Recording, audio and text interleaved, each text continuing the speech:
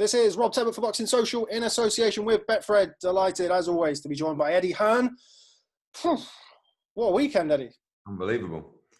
It's mad. You know, we've been coming back to the office every Monday after a fight camp show. And it's been quite surreal. But obviously, coming back today was even more so because of what we witnessed. So it was just probably one of the most dramatic shows I've ever been involved with. Gutted with the result. You know, and I'll never forget that moment because it was so surreal. It's tough to explain when you're at a show like that with no fans, and something like that happens where, you know, you hear the punch, you hear the head hit the canvas, and everyone sort of, all you hear is, you know, and then obviously no delirium after, no noise, no screaming, no shouting. It was a really unique situation that I've never experienced before, and you know, it's boxing, heavyweight boxing. He looked to have the fight sewn up, and Povetkin pulled out the goods. And the whole card, top to bottom, was fantastic. And it's just been a brilliant 4 weeks to really get boxing back on track. What shocked you more, Eds? Because I was there in New York for Joshua Ruiz 1. What was a bigger shock, that or Whyte Povetkin? I mean, before the fight, definitely AJ getting beat was the bigger shock, because we know that Povetkin's a world-class heavyweight. It was always going to be a dangerous fight, even though Dillon was the favourite.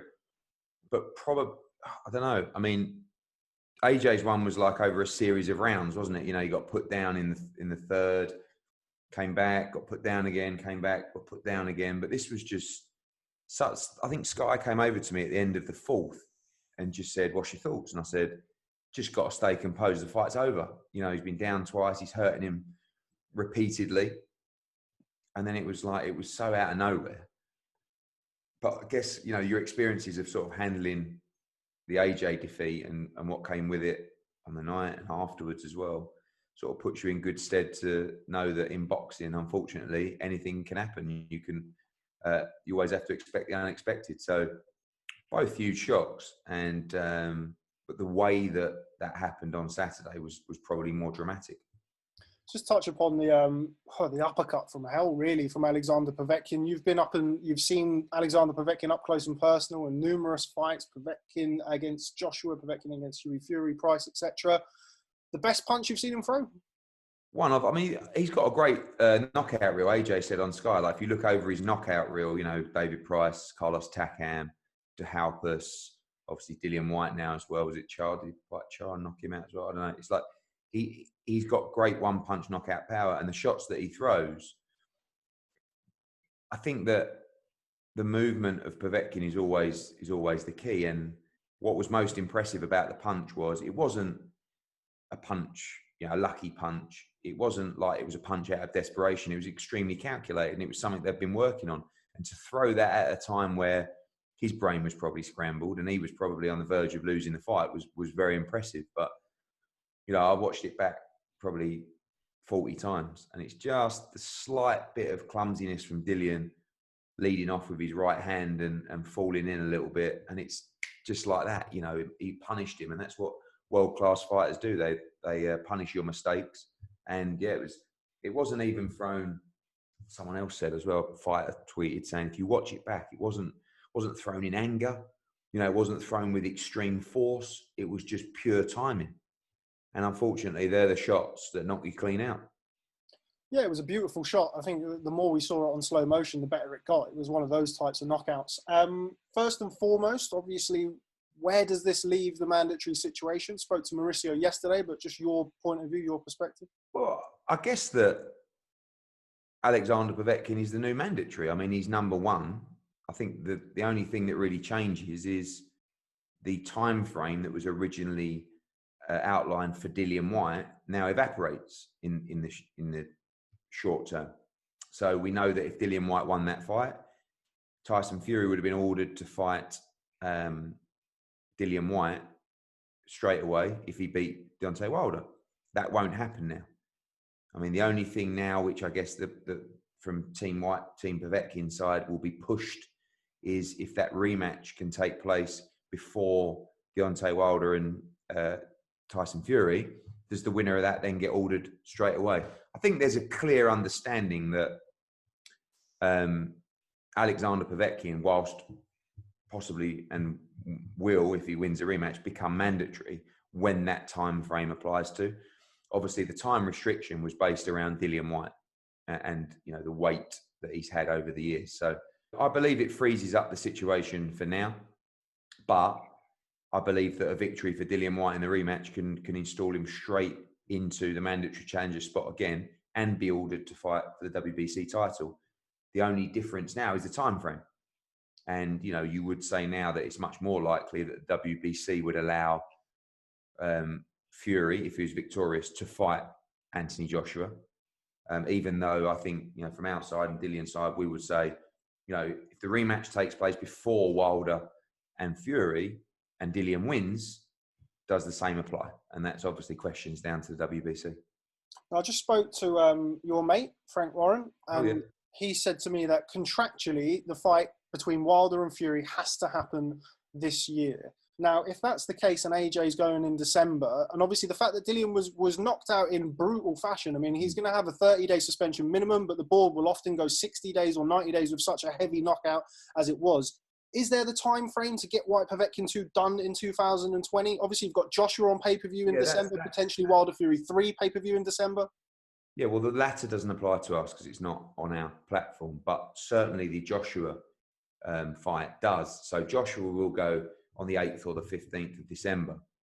So Dillon has to go really at the end of November, at the latest, and that would mean a 3-week rest now and straight back into camp.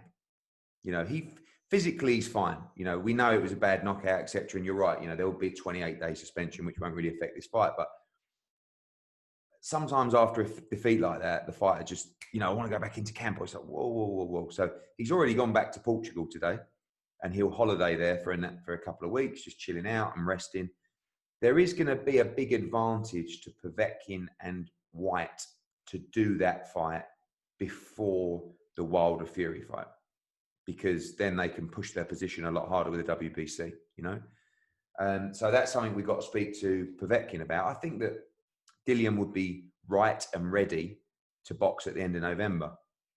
Let's see if Povetkin, we know he's under contract for the rematch, but he has to be, comfortable to take that fight on that period as well. But to be honest, if Povetkin's fine and, he's going to have a couple of weeks and go back into camp, it would help him a lot to push the WBC situation as well. So I think that all being well, this fight could happen as early as the end of November, but we'll have to see what happens this week and go from there. You mentioned the WBC and the rematch. I spoke to Mauricio yesterday. He said he wasn't informed about a rematch clause before the fight. Now, obviously, the WBC and the Board of Governors have to then sign off on the interim title being at stake for the rematch. Is that any concern to you? No, contractually, Alexander Povetkin has to rematch Dillon Whyte. I don't see why the WBC, of course, they have to sanction every fight and they have to approve every fight. It was a thrilling heavyweight fight. Everybody would love to see the rematch. It's a huge rematch. So there's no reason why the WBC wouldn't, in my opinion, improve the interim World Heavyweight Championship rematch.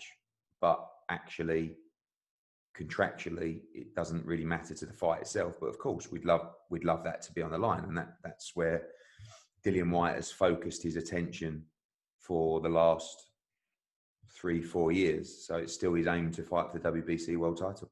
Yeah, it's probably worth mentioning that Mauricio did say that he couldn't see any reason why the governors wouldn't, but I just thought... No, every fight has to go through a process. And we, of course, will respect that process. And we will write to Mauricio and say, look, you've just witnessed one of the great heavyweight fights and great dramas, and everyone wants to see the rematch. It's huge. You okay, mate? Little rematch for the WBC interim title? And he will say, yes, I think. And the governors will say yes. So don't see an issue in that respect. But we'll go through the relevant process. As I mentioned, I just spoke to Frank Warren. He said that contractually Wilder Fury 3 must happen by the end of 2020. He also said that Tyson wants to fight this year, whether it's Wilder or not. Just your thoughts on those comments. I don't really know what's going on, really. It's very strange. Like Wilder's not said anything about the rematch, really. I mean, not for a long time. And everyone sort of keeps goading him to say something about the rematch. Like, I've done so many interviews saying, why don't you come out and just say, like, just to confirm, I am taking this rematch? But he hasn't even done that. And I don't really know what's going on. But yeah, I would think Fury wants to fight this year, just like AJ wants to fight this year. You know, it's a long period of time. Fury had the benefit of fighting in February. AJ hasn't boxed since December last year, so he must fight this year. But I do expect Deontay Wilder to take that rematch. You know, I can't see, if he doesn't take the rematch, he's not going to get another shot at the title. So he might as well retire if he doesn't take the rematch, because it shows you his appetite, in my opinion.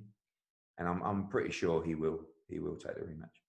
Back to Whyte Povetkin too. If that goes end of November, I mean, obviously we'd love to have fans there. We'd love to have fans as soon as possible. But would you be doing that behind closed doors if necessary? Well, again, we're pushing now. We've got to push to get fans back in the arenas. And one thing's for sure, subject to a second spike or whatever it may be, we will definitely have fans back in the arena by November. Definitely.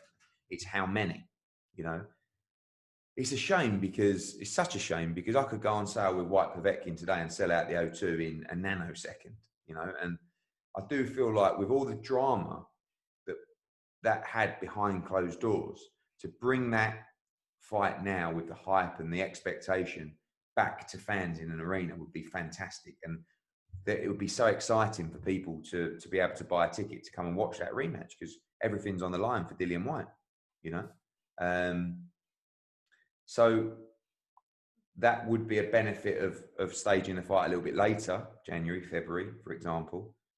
But then obviously that will slow down the WBC process. So I'd love to be able to bring fans in for Whyte Povetkin too. And I'm sure we will have some in for, even if it takes place at the end of November.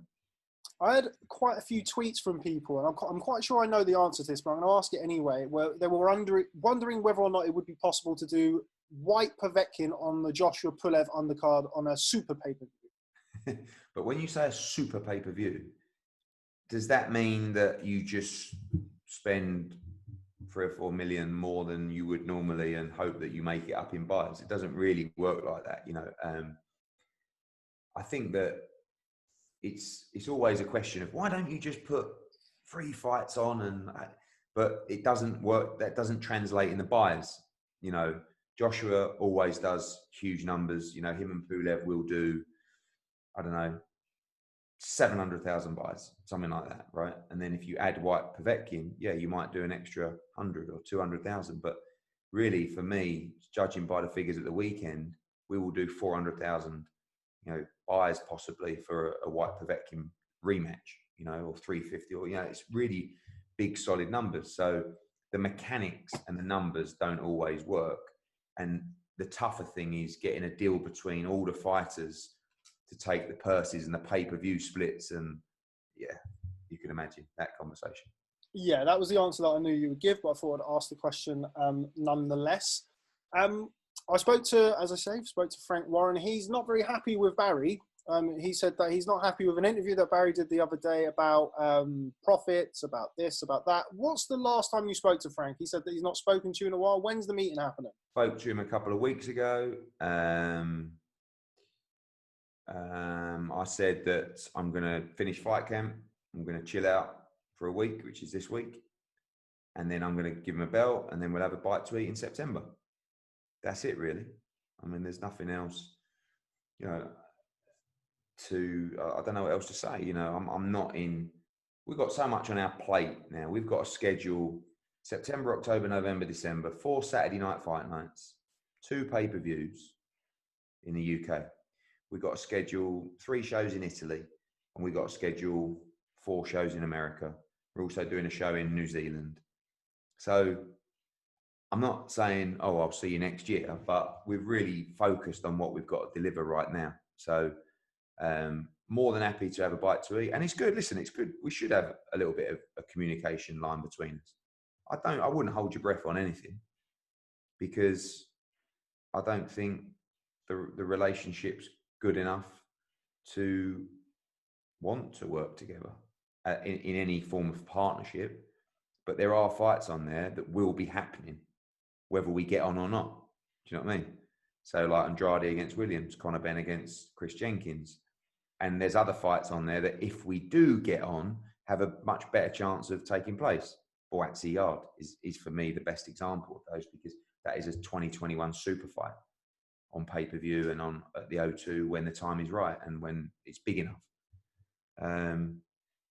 So yeah, I mean, that's it really. Going back to Whyte Povetkin, what were the pay-per-view numbers, Ed? I can't tell you, but they were about. Tell me what the rematch might do. Yeah. So the best way to describe it is they were about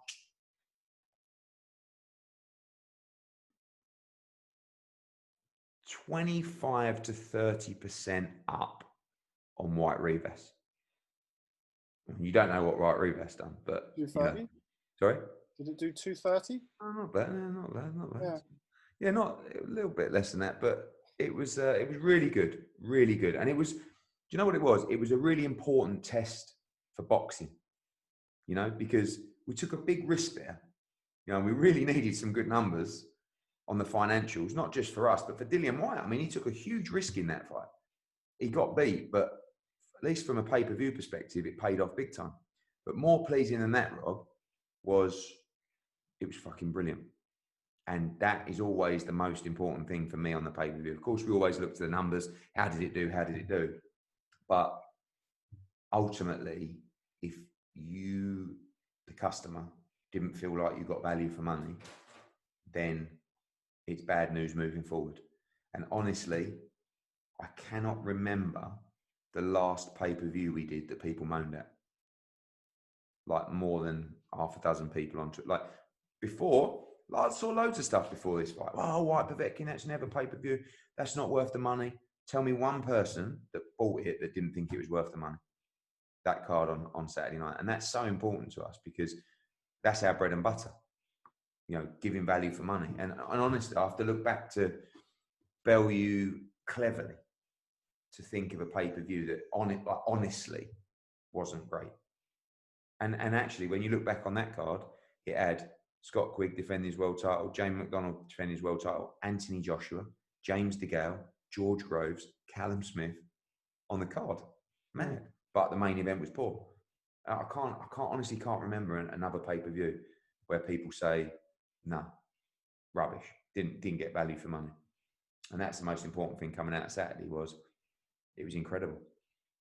Well, Mauricio Sullivan enjoyed it. I think he said it was the best show from post-lockdown. So There's something. Yes. Thank you, Mauricio. I'll pass it on for you. Does Saturday night's result make Daniel Dubois versus Dillon Whyte more or less likely? Well, less, because he's got a contracted rematch. So there's that. I mean, but it's not a case of, who's Daniel Dubois? What have you got to get out of that fight? Daniel Dubois is a really good heavyweight, but he's fighting Ricardo Schneiders on Saturday. No disrespect to Ricardo Schneiders. And isn't he contracted to fight Joe Joyce? So I don't really understand what all the call out of Daniel Dubois against Dillon Whyte's all about when he's got 2 fights contracted already. And obviously Dillon Whyte is contracted to rematch Alexander Povetkin. So I think that if Dubois keeps winning or Joyce keeps winning, whoever it was, at some point, they're all going to fight everyone. I mean, anyone that gets into that elite pack, you're going to see all those guys fighting. But Dubois and Joyce, whilst I'm sure they have ability and they have potential for the future, you can't say that Daniel Dubois is in any kind of elite pack when he's fighting Ricardo Schneiders. In fact, he hasn't boxed anyone yet who is anywhere near the world top 30 of heavyweights. But he's good, and he will be, like, if he keeps winning. And listen, although the Dubois-Joyce fight feels a bit tradey, if you like everyone in the trade is really excited about that fight. That is a good British heavyweight fight.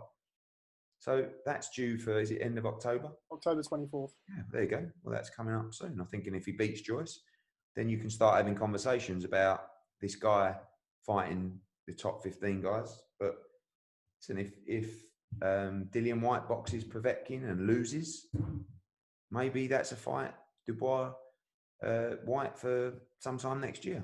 But I don't believe he will. I believe he'll beat Povetkin and then, of course, he'll be looking for his position as mandatory for WBC world title. What was Anthony Joshua's thoughts on Saturday night, Eddie?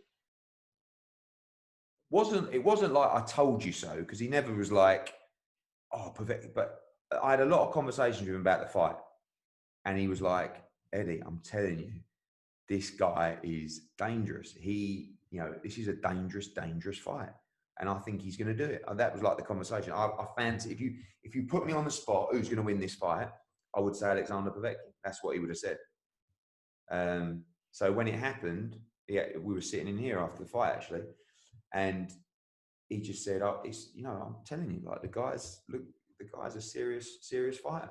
And yeah, I mean, I thought Dillon boxed well, to be honest with you, and so did AJ. And AJ's like, you'll never find a lesser hater than AJ. Do you know what I mean? Like zero bitterness, zero told you so, gutted, that kind of thing. More like, listen, he'll be back. He's tough as old boots. He'll come back from that. He wants Dillon Whyte to come back. He wants to fight Dillon Whyte. He wants a good reason to fight Dillon Whyte. So I don't think like the result was a surprise, but it was the way it came. That was the biggest surprise of all. Where does this best case scenario for Dillon Whyte now? When do you think best case scenario he's going to box for the world title? Oh, mate, I mean, who knows? 2021, but he's still got to win the rematch. I mean, all the focus now, and I don't think, by the way, I saw Aram's comments about Dillon, which I thought was, listen, he's entitled to say what he wants, but I thought it was a bit classless, to be honest with you. But Dillon didn't overlook Alexander Povetkin. Like, Josh overlooked Andy Ruiz, in my opinion, in that first fight. And I think he was focused on the Undisputed fight. But Dillon never focused on Tyson Fury for this fight. He gave everything he can, mate. He was in the best shape of his career. Zero excuses. So it's all very well saying, oh, well, you were talking about Fury, He wasn't at all. He wasn't. And I think that, I forgot the question now, but it was, he was fully focused on that fight. When is he going to fight for the world title? So now, although we have to work behind the scene to make sure when that shot might come, the focus for Dillon is just beat Alexander Povetkin. Because if he doesn't beat Alexander Povetkin, then he's in bad shape. You know what I mean? So, and by the way, he might not. Like for me, it's a 50-50 fight, the rematch. You've got Povetkin, he was hurt badly by Dillon Whyte, but also Povetkin, his confidence will be through the roof. He's just cleaned him out. So I think that the World Championship shot, of course, is something we have to push for, but the focus is the rematch and getting that fight won. Moving on to the Undisputed fight. And obviously, I just spoke to Frank Warren. He said that to him, the Undisputed is not important. To Fury, the Undisputed is not important. All we've heard from AJ for the last 2 or 3 years is road to Undisputed. Wants to be Undisputed champion. Is that still the case? Did he say that the Undisputed is not important to Fury? That's not their. He said to me, his words were that people would watch them fight for no belts. So if he has to drop a belt, drop a belt. I think he's right. I think people would watch him fight for no belts, but more people would watch him fight for Undisputed. Undisputed is about legacy. It's not about money. It's not about you make more money if it's Undisputed. In fact, you make less money because you have to pay all the belt sanction fees. This fight for AJ, I'm not saying it's only about Undisputed, but it's mostly about being Undisputed. So I unfortunately can't agree with Frank in everything he says because he can't speak on behalf of me and he can't speak on behalf of Anthony Joshua. And I'm not even here to speak on behalf of AJ. I'm just telling you what he's told me since we sat down in a room 7 years ago to map out his career, which was to become Undisputed Heavyweight Champion of the world. And I don't think he would be happy when he leaves the sport if he didn't achieve that. So we will do everything we can to make sure this fight is Undisputed. Now, if the fight can't happen with all the belts, there's no issue. Like, I'm not sitting here saying, oh, we're only taking the fight if it's Undisputed. But it's the most important thing to AJ, and we'll do everything we can to make that possible. Obviously, the WBC mandatory is out of the way. The WBO mandatory, we've spoken about this before. Yeah. Alexander Usyk. Alex Krassyuk told me a couple of months ago that come hell or high water, they're not stepping aside. And I believed him. Mm-hmm. What do you think is going to be the situation with the WBO title? I think it's going to be a problem. I think it's going to be a problem.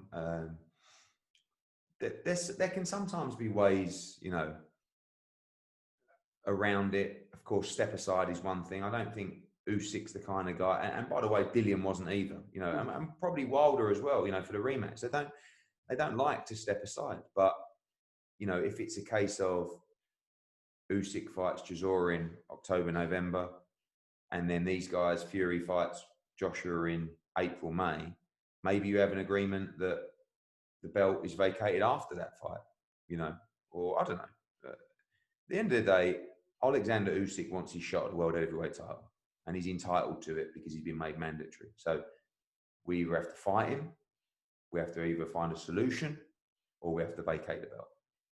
So, you know, again, our focus is for all belts to be on the line. If one has to go, unfortunately, it has to go. And the fight will still take place. But it wouldn't, for me, like, you know, hearing the comments that you just made there that Frank said, that gives me more confidence in the fight, because it's not about legacy for them, this fight. It's just about money.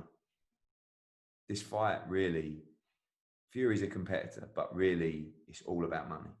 And for Frank, it's 1,000,000% all about money. And for me, I love a pound note, but to see AJ as the undisputed heavyweight champion of the world, that's the kind of thing that I can walk away from boxing and go, we done that. Do you know what I mean? And that means more to me than any amount of money. So for us, that's the main focus. Any developments on Usyk Chisora? Only really that it needs a crowd. You know, it needs a crowd, or it needs a site fee. So, you know, I mean, that's why you get to the situation of course, Joyce and Dubois. You know, if they can't get the crowd in for that, are they going to go ahead? You know, I'll tell you now, the answer is no. And we can't go ahead with Usyk Chisora unless we've got a crowd, or we've got a site fee, or the purses change. And I don't think that's a conversation that's going to come about the purses changing. So, you know, maybe if this goes on and on and on and on, we get to a point. But at the moment, it's kind of like waiting for a solution to supplement or bring back that revenue that was there before, or would have been there for a sold out O2 previously. Okay, moving away from the heavyweights. So you mentioned his name, Josh Buatsi. Went to go and see Josh last week in Sheffield. Always a pleasure catching up with him, as I'm sure you would agree. He seems bang up for the Anthony Yard fight, Eddie. It's music to my ears. Yeah. Yes. And I think that the only thing with Josh is, and it's a tricky one, is he's been out for over a year, right? And he's going to headline our September show. And it's getting the opponent, you know, we're coming off these cracking fights at fight camp, you know, we're coming off no easy fights, you know, blah, blah, blah. And it's like, he shouldn't really be thrown in the deep end in September, but he's got to be thrown in deep enough for people to be happy, you know, obviously. And, you know, he's got a great deal and, you know, et cetera, et cetera. But we're also, for me, Joshua Buatsi is the standout young fighter at the moment in world boxing. Honestly, like, you know, in terms of the guy that haven't yet made it, you know, and I can't even call him a prospect anymore, because I don't think he's beyond that. So we've got to get it right. And he's on the verge now of being thrown right in the deep end. So we're finalising his opponent for September. He will be headlining our September card. And I think the Buatsi fight with Yard is a fantastic fight. You know, I think it would be great if it could be for the world title, but I think looking at the divisions, that might be unlikely.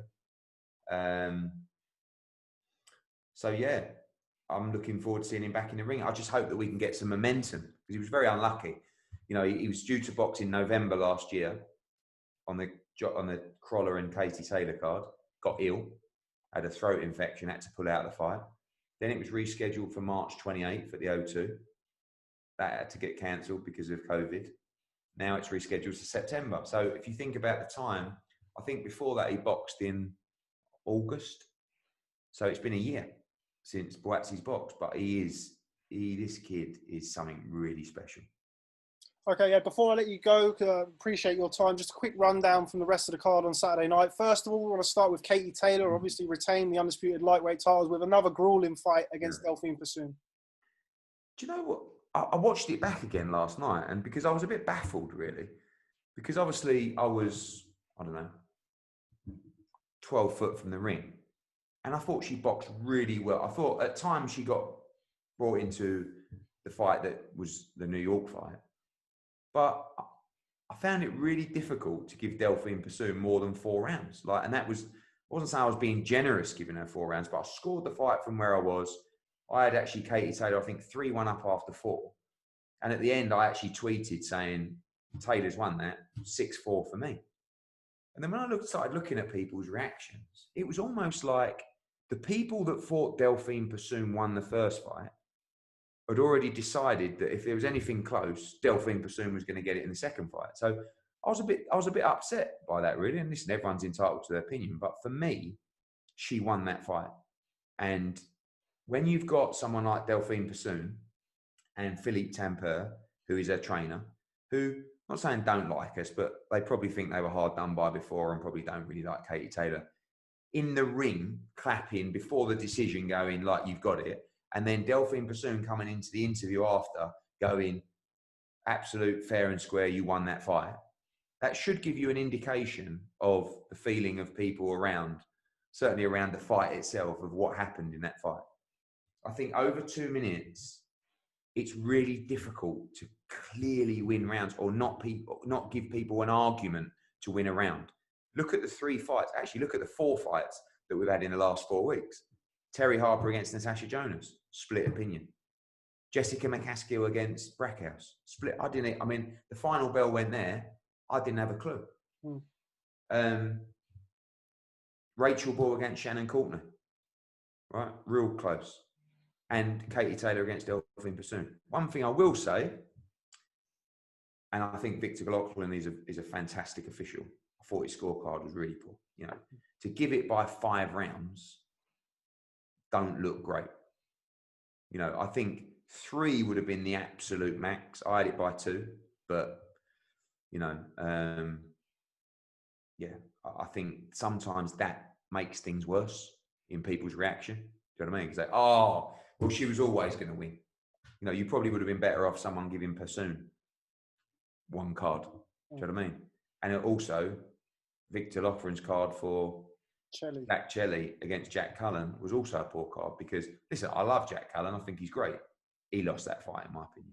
But it's all, you know, I saw some people saying they thought Jack Cullen won the fight. But I would say 80 or 90% of people thought Jack Chelly won that fight. And I'm not saying it was 5 or 6 rounds, but it was 3 rounds, in my opinion. You know? And I do think he should have, by the way, put his foot on the gas in that fight, Zach Chelly, a little bit towards the end. But he did, in my opinion, did win that fight. Yeah, I agree with you. I mean, I actually got the first view and I actually had Taylor Persoon, a couple of rounds to Persoon, but it was that kind of fight for me where it's 6-4 either way or a draw. I think the 98-93 scorecard, as you say, just made things a hell of a lot worse. Elsewhere on that card, like I'm almost done here already. Chris CONGO, great win for him. That's all right. It's only who brought you a coffee? Johnny Hill, head of operations. What a guy. Not only did he put the whole of fight camp together, he's also got me a coffee. Makes a nice coffee. Chris CONGO, really good performance for Clay. That fight really delivered. Great fight. Brilliant fight.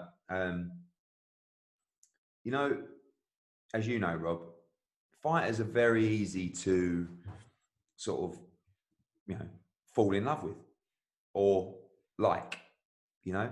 And when you're around them, it's a very addictive sport, isn't it? You know, you get around these personalities. They're all great people with great stories. And Luther Clay is one of those guys that I've got a bit of a soft spot for. You know, I like him. He's very quiet. He lacks a bit of confidence. You know, he's taken opportunity in Italy. He's come through. And I was just really impressed with how he dug deep in that fight against Chris CONGO. He was outsized. Chris CONGO is a huge welterweight. He was outskilled and he was out punched as well. He was outpowered in the fight, but he didn't stop trying. And when he came through, was it the 5th where he was battered? And then I think he won. I gave him the next 2 rounds, and he was actually looking like he might be having enough aggression and enough, but not just aggression, but actually, scoring punches to make this fight a little bit close. Was it the 8th round he got stopped or something like that? Ninth. If he would have won the 9th and won the 10th, I mean, draw, you start talking about that kind of thing. So, but then it impressed me from CONGO, because CONGO looked like he'd finished the job in the 5th or 6th, lost a couple of rounds, then come back and stopped him. So I think it was a huge win for CONGO, especially when you think, I don't think he's boxed for 13 months or something like that. Yeah. So that was an impressive performance. I'd like to see Luther Clay go back to 140, or maybe even for the first time, because he's small. But the problem is with Luther Clay, he's got the biggest legs I've ever seen. Right? So, and I said to him after, any chance of 140? And he was like, I don't think that was a conversation he wanted to have with me at the time. But I was proud of both those guys. That was a great fight. What next for Chris CONGO? Because as you say, he's been in the shadows for a long time. He's called out pretty much everyone at welterweight. You've got Conor Benn there, Chris Jenkins, obviously Josh Kelly slightly above that now. What's next for him? I think all of those names are big fights. I'd like to get him out one more time this year, probably in November. Let him defend that belt. Could be a Brit, could be an international name, but I think he's going to be, right in that mix. And I think he's got the ability to be outside of the domestic mix as well. So it was a big win for him. And I had a chat with Dillon Whyte actually this morning, because he manages him, and looking to get him out in early November.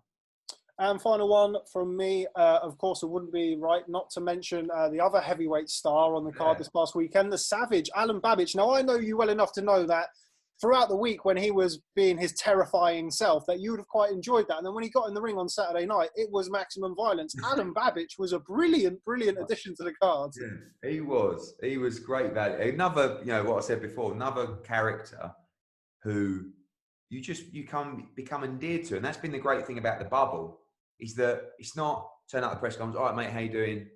It's sitting outside having I had a coffee with Shondell Winters on Thursday, and we spoke for about 20 minutes about his upbringing, Chicago, violence, gun crime, like the problems with the world, the problems with and this is the kind of things that I want people to see from the fighters. They've got huge amounts of sort of worldly experience of life, amazing stories, and it's our job to try and tell them, or your job, or that's how we can get people intrigued in characters and personalities and fights. And Babic is right up there. He's just, everyone fell in love with Babic. I mean, Bellew's like Babic's #1 fan. You know what I mean? And I thought, I have to be honest, like, I know it's hard to say it now because he decimated Shondell Winters, but it was a big performance. Like, it was quite a risky fight for a guy that we don't really know anything about. Let's be honest. Like, I have no idea how good the Savage is, but Dillon Whyte's done hundreds of rounds with him, and he's telling me, Ed, Shondell Winters is fine. When they said that to me, I thought, not being funny, I watched this guy box Joseph Parker. I know he's a small heavyweight, but he's skilled. But my God, the Savage just absolutely tore him to pieces, like in the first minute of the fight. And Winters didn't know where, like, he couldn't cope with the pressure.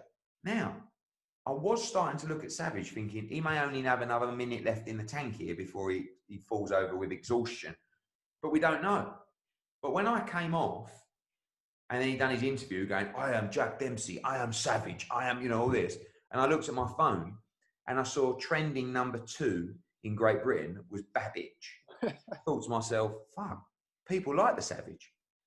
So again, another conversation with Dillon Whyte earlier, we're going to run the Savage out in September. Oh, absolutely.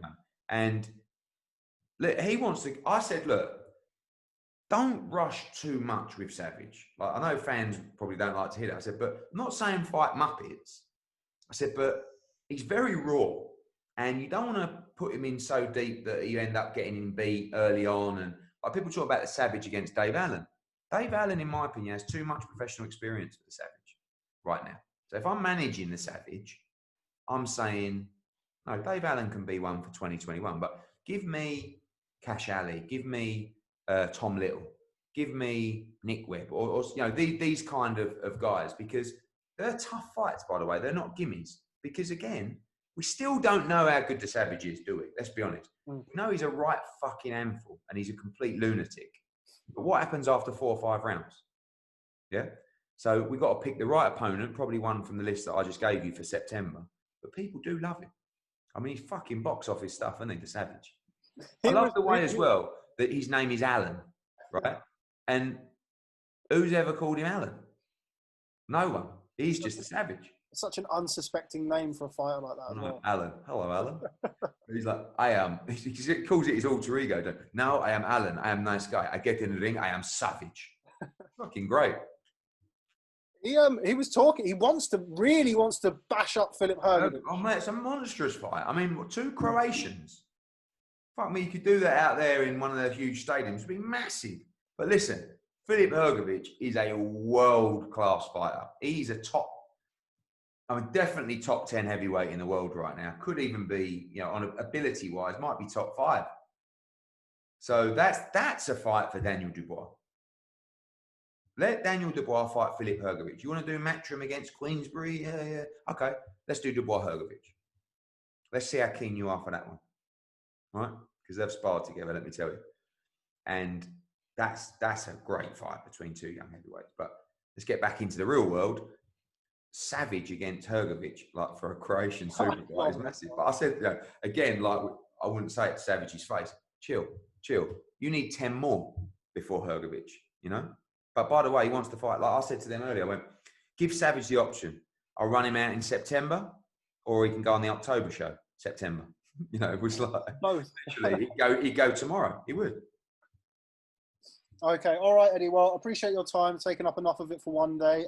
Congratulations on Fight Camp, a roaring success. I wish I could have been there, but...